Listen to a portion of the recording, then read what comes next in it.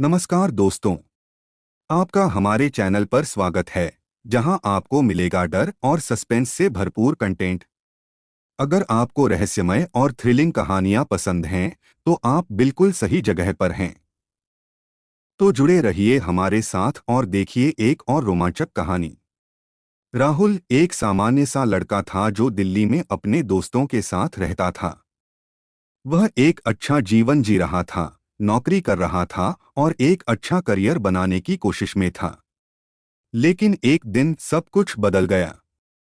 यह एक सामान्य दिन था जब राहुल को एक अजनबी नंबर से कॉल आई। कॉल उठाने पर दूसरी तरफ एक सर्द और रहस्यमयी आवाज सुनाई दी। आवाज ने कहा, तुम्हारे पास सिर्फ 24 घंटे हैं। अगर तुमने सही कदम नहीं उठाया तो सब कुछ खत्म हो जाएगा। राहुल ने हैरान होकर कॉल काट दी, लेकिन उसके बाद से वह आवाज उसके दिमाग से नहीं जा रही थी।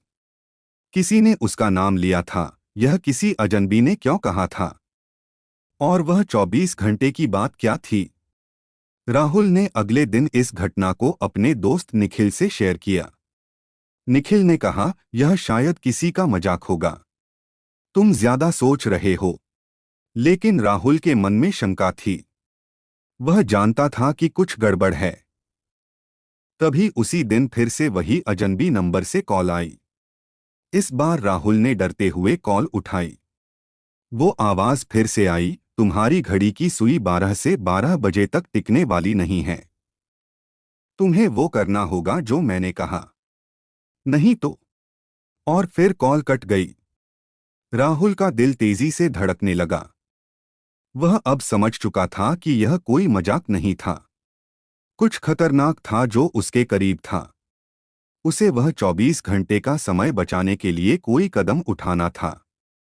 राहुल ने उस दिन अपने रूटीन को बदलने की कोशिश की, लेकिन उसे समझ नहीं आ रहा था कि उसे करना क्या चाहिए।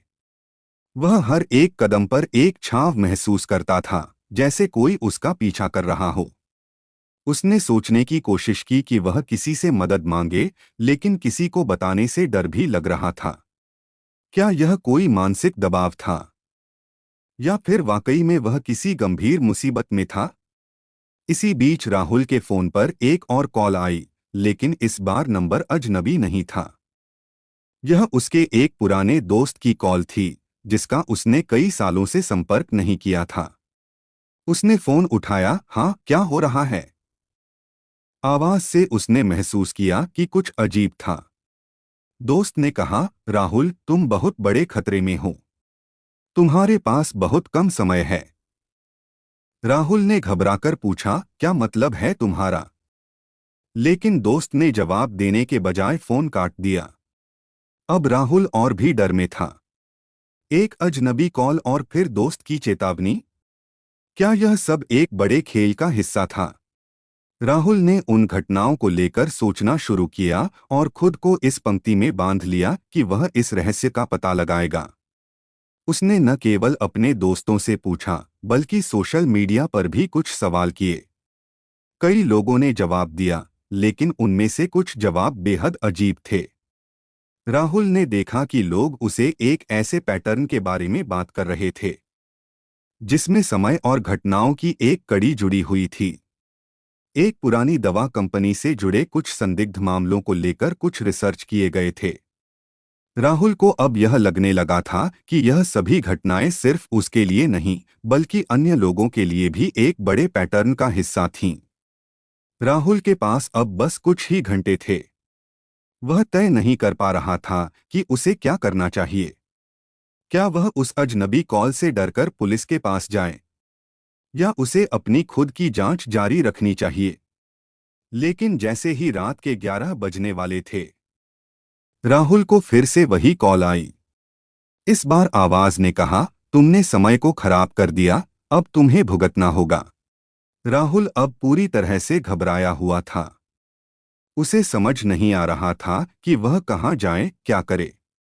उसकी आंखों के सामने अजीब सी छायाएं दिखाई देने लगीं, और वह सच में महसूस करने लगा कि किसी ने उसका पीछा करना शुरू कर दिया था। वह भागने लगा, लेकिन वह समझ नहीं पा रहा था कि वह किससे बच रहा था। जैसे ही राहुल ने दरवाजे की ओर बढ़ते हुए बाहर निकलने की कोशिश की, उसका फोन फिर से बज उठा। उसने फोन देखा और वह डर गया। स्क्रीन पर वह अजनबी नंबर था, लेकिन इस बार स्क्रीन पर लिखा था, तुम अब देखोगे कि क्या होता है। राहुल ने फोन को बिना देखे ही फेंक दिया।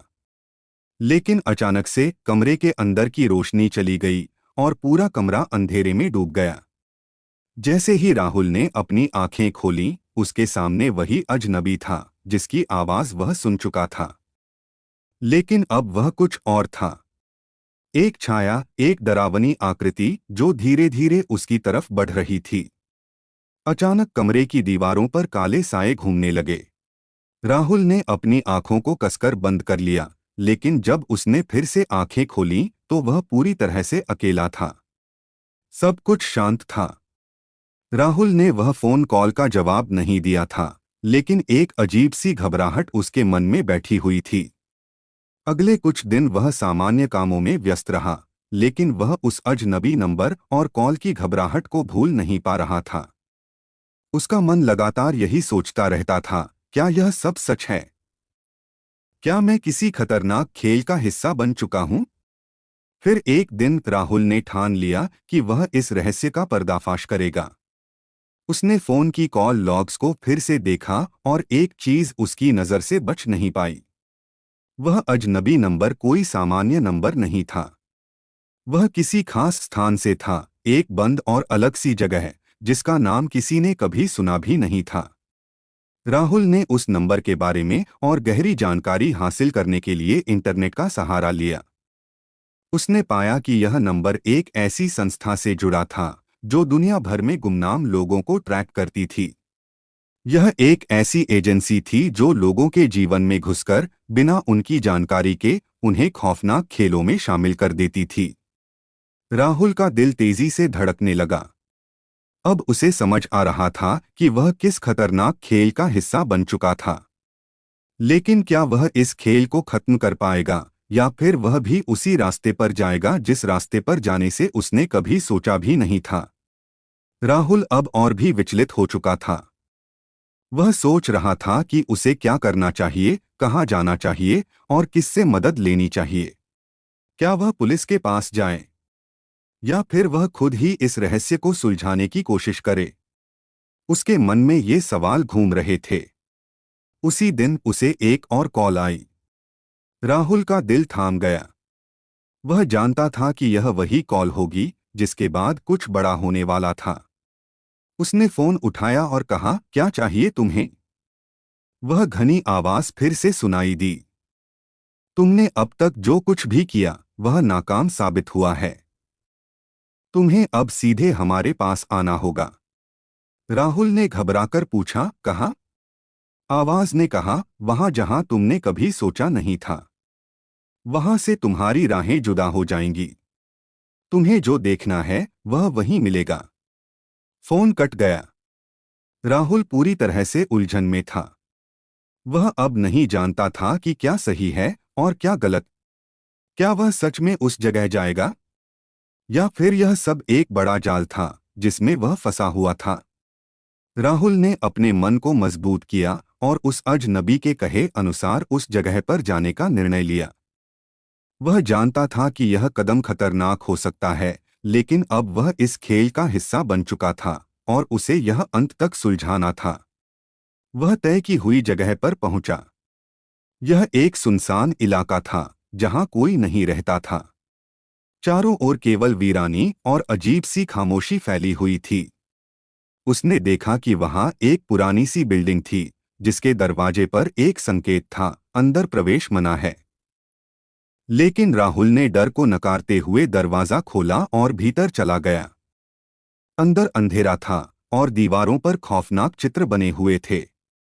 राहुल ने धीरे धीरे कदम बढ़ाए, लेकिन अचानक एक तेज आवाज सुनाई दी, तुम आ गए हो, अब तुम्हारे साथ खेल होगा। राहुल का दिल जोरों से धड़कने लगा और वह महसूस कर सकता था कि उसके चारों ओर कोई है जो उसे देख रहा था। लेकिन जब उसने अपनी आंखें घुमाकर देखा तो वहां कोई नहीं था। केवल अंधेरे में तैरती हुई आवाजें थीं।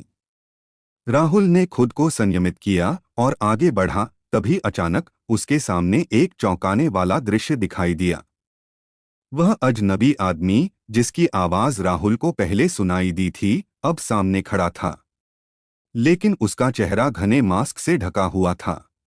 उसकी आंखों से निकल रही डरावनी चमक राहुल को हिला देती थी।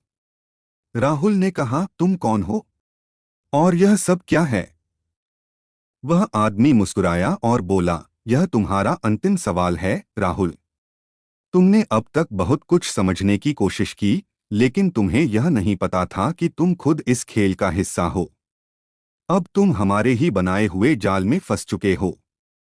राहुल का दिल और तेजी से धड़कने लगा। उसने धीरे धीरे अपनी जेब से मोबाइल निकाला, लेकिन अचानक उस आदमी ने उसके हाथ से मोबाइल छीन लिया।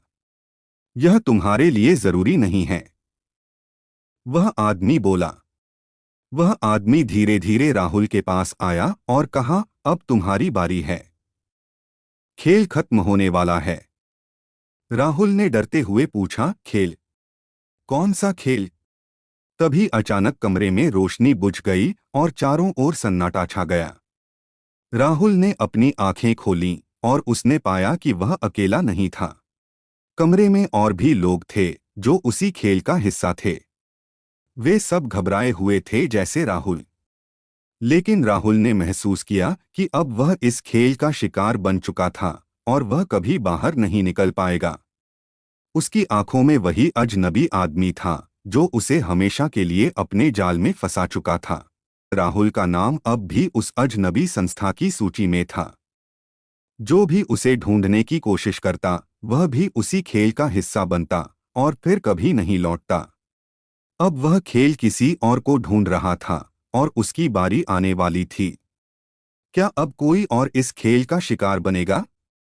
अगर आपको हमारी कहानी पसंद आई हो तो कृपया लाइक और सब्सक्राइब जरूर करें और बेल आइकन दबाना न भूलें ताकि हमारी अगली वीडियो आपको सबसे पहले मिल सके। हमसे जुड़े रहिए और अगले रोमांचक सफर के लिए तैयार रहिए। धन्यवाद।